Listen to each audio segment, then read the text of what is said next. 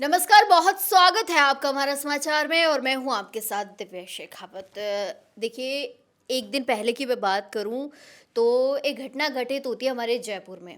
एक ऐसा शख्स जो सबको हँसाता है और मैं आपको पर्सनली बताऊँ ना, मैं बचपन से उस शख्स के वीडियो देखती थी। वो वीडियो किसी और शख्स के नहीं है, वो वीडियो है पन्या सेपट के। वो पन्या सेपट जो अपने नाड़े से हर किसी को इस तरीके से जो है मंत्रमुग्ध करता था कि हर कोई हँसने को मजबूर हो जाता था उनकी वीडियो देखकर।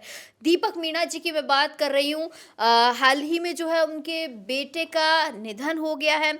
कोई कह रहा है सुसाइड है, कोई कह रहा है किसी ने कत्ल कर दिया। बहुत सारी बातें जो है मार्केट में उठ रही हैं। लेकिन एक वीडियो सोशल मीडिया पर बड़ी तेज़ी के साथ वायरल हुआ जब पन्या सेपट को पता चला कि उनके बेटे की डेथ हो चुकी है। वो उस होटल में पहुँचे जहाँ उनके बेटे ने सुसाइड किया या कत्ल हुआ, जो भी वजह रही। वहाँ जब वो पहुँचे तो एक शख्स था जो उनके पास पहुँचा उनको ढाढ़स बंधाने के लिए, वो थे शिव सिंह जी। जैसे ही शिव सिंह जी वहाँ पहुँचते हैं तो पन्या सेपट जी जो है उनके लिपट जाते हैं और वो जो दर्द का मंज़र था ना, वो जिसने भी देखा उसे ऐसा ही लगा कि यार इस व्यक्ति की तो पूरी दुनिया उजड़ गई। शिव सिंह जी, मैं यही जानना चाहूँगी कि पहला सवाल, जब फ़ोन आया होगा आपके पास, किसने सूचना दी कि उनका बेटा इस दुनिया में नहीं रहा? सभी को मेरी तरफ से शिव सिंह शेखावत की तरफ से जय माता जी की। मैं पत्रकार कॉलोनी के एक प्रोग्राम में था। करीबन ये टाइम था 7:30 बजे का, शाम का 7:30 बजे से पन्ना सेपट जी का मेरे पास खुद के पास ही फ़ोन आया मेरे फ़ोन पे कि हुक्म सब कुछ उजड़ गया है। और ये मैंने कहा क्या बात हो गई? तो बोला कि मेरे बेटे ने ये ऐसे ऐसे किसी ने मार के और उसको पंखे लटका दिया। तो मेरे एकदम से बड़ा झटका लगा मेरे को। मैंने कहा ऐसा कैसे हो सकता है? लेकिन मेरी सुरक्षा कारणों से मैंने सोचा कि कहीं ऐसा तो नहीं है कि कोई कुछ लोग बाहर बैठे हैं, मुझे इस प्रोग्राम से बाहर निकालना चाहते हैं। तो मैंने क्या करा, झोटवाड़ा सीआई साहब राजेंद्र सिंह जी को फ़ोन किया। मैंने कहा झोटवाड़ा में ये घटना घटी है, क्या सही है ये? तो उन्होंने बताया बिल्कुल ये घटना सही है। उसके बाद में मैंने मेरे जो भी पदाधिकारी है जो उनकी उस लोकेशन के आसपास आरआर हवेली है जो खेड़नी फाटक से नीचे सर्विस लेन पे उतरते ही वो एक घर में ही किसी ने होटल टाइप कुछ बना रखा है। तो मैं फटाफट वहाँ से पत्रकार से रवाना हुआ और मेरी टीम और मैंने हमारे लक्ष्मी बाई शाह है महिला की राष्ट्रीय अध्यक्ष, उनको फ़ोन किया। तो वो अपनी महिला टीम को लेकर के जो पदाधिकारी वहाँ पर पहुँचे। जैसे ही मैं अंदर गया, अंदर जाते ही मैंने पन्ना सेपट जी को देखा तो पूरी तरीके से मेरे लिपट के रोने लग गए।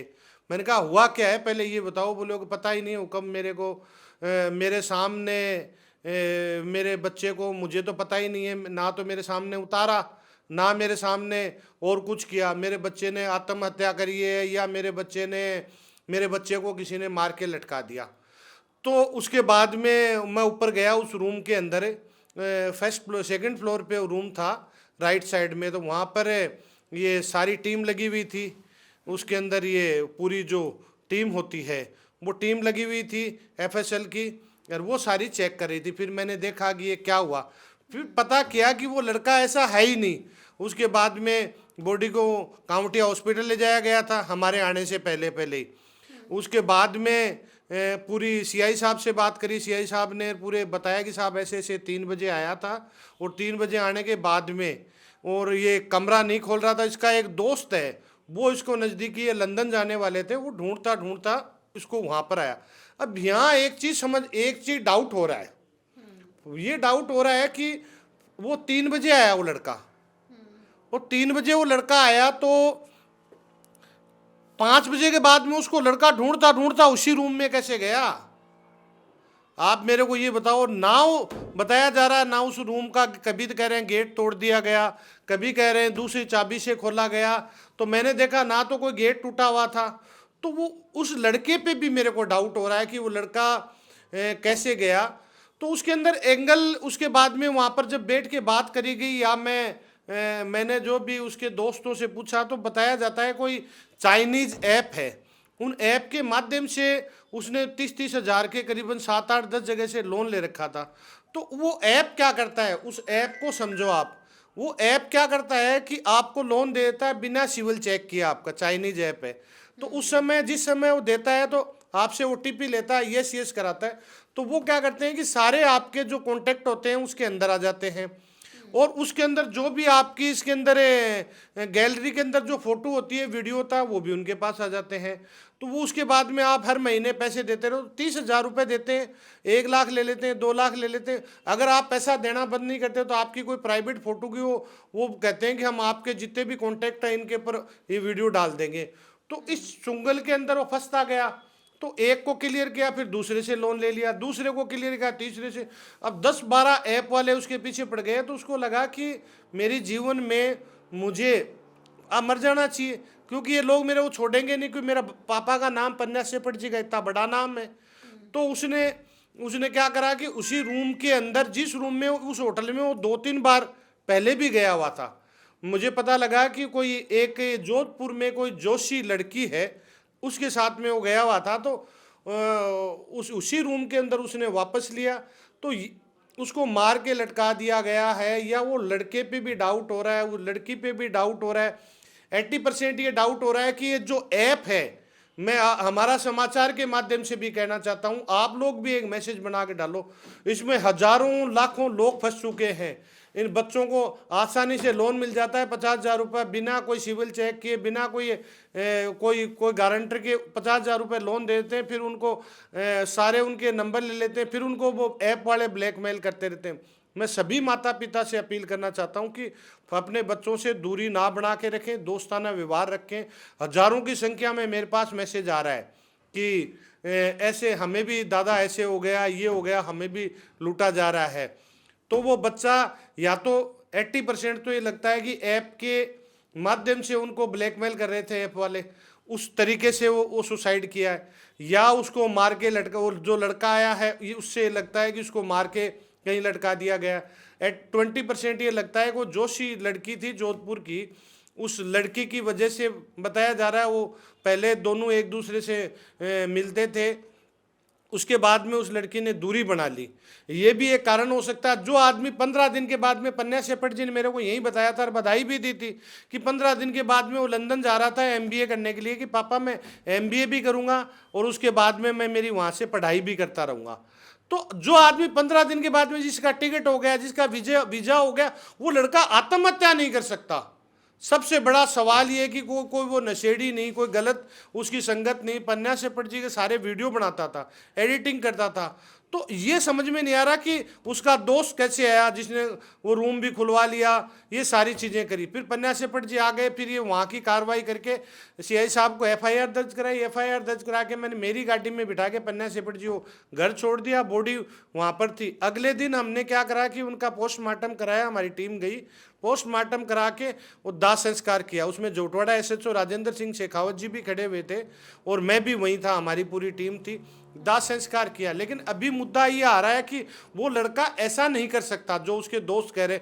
जो आदमी 15 दिन के बाद में लंदन जा रहा है, जो एमबीए करके करने वाला लड़का, तो मेरे को तो ये लगता है या तो ये ऐप हजारों लाखों लोगों को फंसा चुके हैं, और या फिर उस लड़की से उसके साथ में कोई प्यार प्रेम का चक्कर होगा, उस लड़की ने कोई दूरी बना ली होगी, तो उस वजह से वो डिप्रेशन में था। क्योंकि जिस रूम के अंदर वो 5 से 6 बार उसी रूम में गया है, उस रूम में ही वापस उसकी लाश मिली है। तो मैं यही चाहता हूं कि सभी देशवासियों से, करनी सैनिकों से अपील करना चाहता हूं कि अपने बच्चों का ध्यान रखो। आने वाले समय में ऐसा तो नहीं है कि आपके बच्चे भी किसी ऐप से लोन ले रखा है और वो मरने वाले। और बच्चों को भी कहना चाहता हूं इस आपके हमारा समाचार न्यूज़ के माध्यम से कि आप लोगों को डरने की ज़रूरत नहीं है। अगर ऐसा कुछ हो चुका है, आप अपने मम्मी पापा को नहीं बताते हो, तो आपका भाई, आपका बड़ा भाई शिव सिंह शेखावत आपके साथ में, मेरे पास आओ, मैं आपकी पूरी मदद करूंगा। हर चीज़ में मैं सक्षम हूँ, पूरी ताकत लगाने के लिए आपको पूरा सहयोग करूंगा। लेकिन ऐसा कदम मत उठाओ। उनके माँ बाप की क्या कंडीशन हो रखी है उसको देख के मैं भी सोया नहीं हूँ। अच्छा शिव सिंह जी, सवाल नंबर 1 की क्या ये वजह मान सकते हैं कि ऐप ही वजह रही होगी? ये भी तो हो सकता है कि लड़की, जिस लड़की का आप ज़िक्र कर रहे हैं, कोई जोधपुर की महिला उनकी मित्र थी, हो सकता है कि लड़की का किसी और से प्यार हो गया हो लड़की को, और लड़का ये बर्दाश्त नहीं कर पा रहा हो, ये भी डिप्रेशन का कारण हो सकता है। और एक ये भी चीज़ हो सकती है कि लड़की जो है लड़के को शायद किसी और चीज़ के लिए ब्लैकमेल कर रही हो, ऐसा भी तो हो सकता है। ऐसा हो सकता है, मेरे को ये भी हो सकता है, एंगल है ये। ये तो पुलिस प्रशासन जांच करेगी। मेरे को ये बताओ वो लड़का कैसे गया वहां पर है? आप बताओ, वो लड़का चला गया, उसने वो रूम भी खुलवा लिया, उसको कैसे पता लगा उसी कमरे में था वो? आप बिल्कुल, ये सवाल भी है। ये सवाल भी आप मुझे बताइए कि जब वो 3 बजे अपने घर से अपनी मम्मी को 2,000 रुपए दे के निकला है कि मम्मी आप दवाई ले लेना और पापा का ध्यान रखना, और जो पन्ना सेपट जी के जितने भी कैमरे वगैरह पड़े थे उनको पूरा तैयार करके आया है कि समेट के आया, और अपने घर से निकला हुआ आदमी, तो लड़के को कैसे पता लगा? या तो ये हो सकता है ऐप वाले ब्लैकमेल कर रहे होंगे, वो लड़के ने उसको पैसे दिलाएंगे, जब उसने फ़ोन स्विच ऑफ कर दिया तो ढूंढने के लिए गया होगा। तो हर एंगल के अंदर देखा जाता, हो सकता है उसको मार के, उसके पास किसी ने कोई राज होंगे, उसको मार के लटका भी तो सकते हैं ना भाई। पन्ना सेपट जी के सामने तो उतारा नहीं, ना उसके बेटे के सामने उतारा, उसकी बॉडी उतार ली गई। तो कई एंगल हो सकते हैं, वो लड़की भी हो सकती है, उसका दोस्त भी हो सकता है, डिप्रेशन में भी आ सकते हैं, लेकिन वो कोई लड़का नशा नहीं करता था, गलत नहीं चलने वाला लड़का था। ये मामला अगर इस ऐप का मामला है तो कल इसके बारे में जांच होगी, पुलिस प्रशासन से भी बात करूंगा, पूरी टीम से भी बात करूंगा। कल मैं थाने जा रहा हूं, क्योंकि तिये की बैठक, दाह संस्कार, पोस्टमार्टम, ये 2-3 दिन से तो यही चल रहा था। लेकिन कहने का मतलब है कि वो बच्चा इस दुनिया को छोड़ के चला गया, जो बच्चा MBA कर रहा था, जो बच्चा टिकट बना चुका था लंदन की, जिसकी 15 दिन बाद में उसको लंदन जाना था, जो बच्चा सारे काम कर चुका था। मेरे को ये बताओ कि वो बच्चा क्या मर सकता है क्या? ये बताओ आप। बिल्कुल, क्योंकि अब देखिए, अगर वो 15 दिन बाद लंदन जाने वाला है तो ज़ाहिर तौर पर उसने बहुत तैयारी की होंगी, बहुत कुछ उसके दिमाग में चल रहा होगा। अब लेकिन ये समझ नहीं आ रहा कि अचानक से ऐसा क्या हुआ कि वो एक होटल में जाता है, और उसी होटल में जहाँ वो ऑलरेडी कई बार जा चुका है, एक ही कमरा जिस कमरे में वो बार-बार रुक रहा है, वहीं जाता है, वहीं वो सुसाइड करता है। मुझे ऐसे भी पता चला शायद रस्सा-वस्सा भी वो लेकर आया था घर से। सुनने में ये आ रहा है कि रस्सा देखा तो किसी ने नहीं है ना, कि DVR, जो कैमरे की DVR है वो तो जोटवाड़ा थाने के पास में पड़ी है, लेकिन ये बता रहा है वो बैग के अंदर वो रस्सा लेके आया, लेकिन कहीं देखा किसने वो रस्सा लेके आया है? भाई ये बताया ही जा रहा है कि उसने आत्महत्या कर ली, लेकिन उसको मार के भी तो कोई लटका सकता है। उसका कहाँ से दोस्त आया, कहाँ से उसने कौन से चैनल से वो पैसे ले रखे? तो इसका खुलासा होना जरूरी है। या तो ऐप ब्लैकमेल कर रहा था, या वो लड़की का कुछ उसके साथ में चक्कर था, या उसका दोस्त में। लड़का लेकिन आत्महत्या नहीं कर सकता, वो लड़का इतना मजबूत, जो आदमी 15 दिन में आदमी पैसों का अरेंजमेंट करके लंदन जा रहा हो, अपने मम्मी पापा का ध्यान रखने के लिए बोल रहा हो, जो आदमी काम कर रहा हो, वो आदमी आत्महत्या कैसे कर सकता है? अगर आत्महत्या, अगर ऐप के थ्रू अगर कोई आत्महत्या कर रहा है, तो इसका मतलब हजारों की संख्या में इसके ऊपर लोग बाग फंस चुके हैं।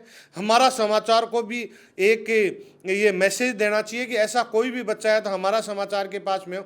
मेरे सुनने में आ रहा है कि ऐसे हजारों की संख्या में इस ऐप के माध्यम से बच्चे फंस चुके हैं। उन बच्चों को बचाने के लिए हम लोग भी एक अभियान चला रहे हैं, गांव गांव, ढाणी ढाणी। मैं भी आह्वान कर रहा हूं और सभी से कह रहा हूं, मेरे पास आ जाओ, मैं आपकी मदद करूंगा तन मन धन सब चीज़ों से। लेकिन ये कदम मत उठाओ। उस माँ की हालत देखो, हालत ख़राब हो रखी है। मैं 2 दिन से नहीं सोया हूँ। ये कदम मत उठाना बच्चे, जो भी बात हो मेरे पास में आ जाओ।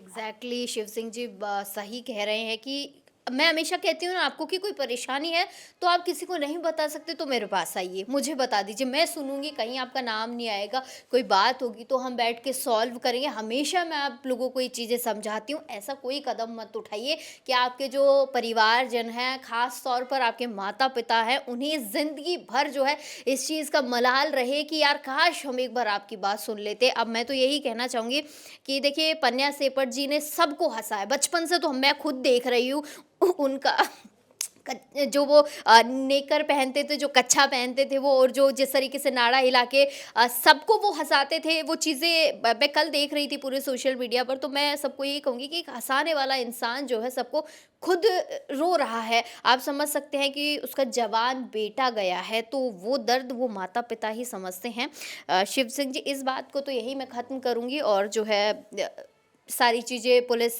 जांच होगी उसमें आ जाएंगी। मुझे एक चीज़ बताइए कि कुछ दिन पहले मैंने जहाँ तक मेरे सूत्रों से या मेरे सूत्रों ने मुझे जो जानकारी दी है कि आप पर भी जो है हमले की लगातार कोशिश की जा रही है, आपके पीछे आपको भी टारगेट किया जा रहा है। क्या ये वजह हो सकती है कि आप जो है बढ़-चढ़ कर लोगों की मदद के लिए आगे आ रहे हैं, लोगों का साथ दे रहे हैं, लोगों का मसीहा बनने की कोशिश कर रहे हैं, ये वजह हो सकती है कि आपको टारगेट किया जा रहा है? मेरे को आप सही कह रहे हो कि मेरी जान को कंटिन्यू खतरा है और मुझे कोई न कोई मेरी रेकी हो रही है। मेरे को पता लग रहा है मुझे इंटरनेशनल नंबरों से और ये जो इंटरनेट नंबरों से कंटिन्यू मेरे पास में धमकी आ रही है। करीबन 150 नंबरों से तो मेरे पास कंटिन्यू धमकी आ चुकी हैं। परिवादें मैं दर्ज करा चुका हूँ और बुरी तरीके से कोशिश करी जा रही है कि शिव सिंह शेखावत को टारगेट बना के और कैसे मारा जाए। लेकिन शिव सिंह शेखावत ना तो पहले डरा था, ना शिव सिंह शेखावत आज डर रहा है। लेकिन मेरे पीछे मुझे पता लग रहा है कि मेरे प्रोग्रामों की रेकी हो रही है। मेरे पीछे कुछ लोग कोशिश करते हैं कि मेरी गाड़ी पे अटैक करने की। मेरे भी सेना के अंदर कुछ लोग हैं तो वो कह रहे हैं दादा आप सावधानी रखो, आपकी गाड़ी में कई लोग कह रहे हैं कि आपकी गाड़ी के नीचे बम लगा देंगे। कोई कह रहा है AK-47 आपको मारने के लिए खरीदी गई है, आने वाले 7 दिन नहीं गुजारोगे। कोई कुछ कह रहा है, कोई कुछ कह रहा है। ओपन मेरे को मेरे नंबरों से धमकी है जिसकी मैं कंप्लेन भी कंटिन्यू करवा रहा हूँ। करीबन करीबन 100 से 150 नंबरों की मैं कंप्लेन करा चुका हूँ। मेरे को भी पता है मेरे जान को खतरा है, लेकिन मैं सावधानियाँ भी बरत रहा हूँ और मैं सावधानी बरतता रहूँगा। और जब तक मैं हूँ ऐसे ही मैं सर्व समाज की रक्षा के लिए काम करता रहूँगा। जब तक मैं हूँ करता रहूँगा। मुझे भी पता है कि मैंने बड़े अधिकारियों को भी बता चुका हूँ, मैं परिवाद भी दर्ज करा चुका हूँ, FIR भी दर्ज करा चुका हूँ। जान को मेरी कंटिन्यू खतरा है और मेरे प्रोग्राम सब रेकी हो रही है, मुझे सब पता है। लेकिन देखते हैं आने वाले समय में क्या होता है। अच्छा, एक छोटा सा सवाल और पूछूं। कुछ दिन पहले जो है कालवाड़ में गायों को काटने का तस्करी का मामला सामने आया था कि कालवाड़ में नदी के बीचों बीच जो है ऐसा घने जंगल वाला जो क्षेत्र है वहाँ पे जो है गायों को काट काट के डंप किया जा रहा है और तस्करी हो रही है बड़े पैमाने पर। आप वहाँ पहुँचे थे, क्या कुछ देखा आपने और क्या कुछ इसका बाद में जो है नतीजा निकला? मैं खुद वहाँ पर पहुँचा था तो हालत इतनी ख़राब हो रखी गायों को काटने के बाद में। देखते ही आदमी का, कोई भी आदमी किसी को भी ले जाओगे दुनिया के अंदर, अगर मेरे जीवन की अगर कोई बुरी घटना आप पूछोगे, सबसे ज़्यादा बुरी घटना मैंने वहाँ गायों के कटे हुए सर देखे थे। वो मेरे जीवन की सबसे दुख वाली घटना थी। मैं बहुत ही मजबूत और बहुत ही स्ट्रॉन्ग आदमी हूँ। मैं कभी डरने वाला या कभी किसी चीज़ से कमज़ोर होने वाला नहीं हूँ। हज़ारों बार मेरे पे गोली भी चल चुकी है, हमले भी हो चुके हैं, लेकिन मैं कभी भी नहीं डरा। लेकिन उन गायों को देख करके और मेरा अंदर का जो मन है वो हिल चुका। तो मैं आपको बता देना चाहता हूँ अगर ऐसी तस्करी हो रही है तो मैं सरकार और प्रशासन को कहना चाहता हूँ कि इनके ऊपर तुरंत संज्ञान लेना चाहिए। क्योंकि हमारे प्रधानमंत्री जी को जो आज इस बड़े लेवल पे जो चुनाव जीता है, या हमारी भारतीय जनता पार्टी की सरकार बनी है, हिंदुत्व पे बनी है और इस हिंदुत्व का नाम लेकर के मोदी जी के चेहरे पे चुनाव हुआ जीते हैं। तो मैं पुलिस प्रशासन से भी कहना चाहता हूँ, सरकार से भी कहना चाहता हूँ, पुलिस प्रशासन से ये कहना चाहता हूँ कि ऐसे कोई यार्ड वगैरह बने हुए उनकी जांच करी जाए। और अगर गाय काटी जा रही है तो पर सरकार और प्रशासन रोके, वरना करनी सेना के पास में पदाधिकारी है, बहुत मजबूत बड़े लेवल पे मेंबर है। हम लोग अगर ऐसा हुआ तो हम लोग किसी भी एंगल में गाय की रक्षा के लिए, ब्राह्मण की रक्षा के लिए, मंदिर की रक्षा के लिए किसी भी एंगल में चले जाएंगे। उसके ऊपर तुरंत कार्रवाई होनी चाहिए। अगर गाय काटी जा रही है तो तुरंत पूरे देश में कहीं भी एक भी गाय अगर मुझे पता लग गई काटी जा रही है तो हम लोग, अगर जरूरत पड़ी तो कानून हाथ में लेना, तो हम लोग कानून अपने हाथ में ले लेंगे।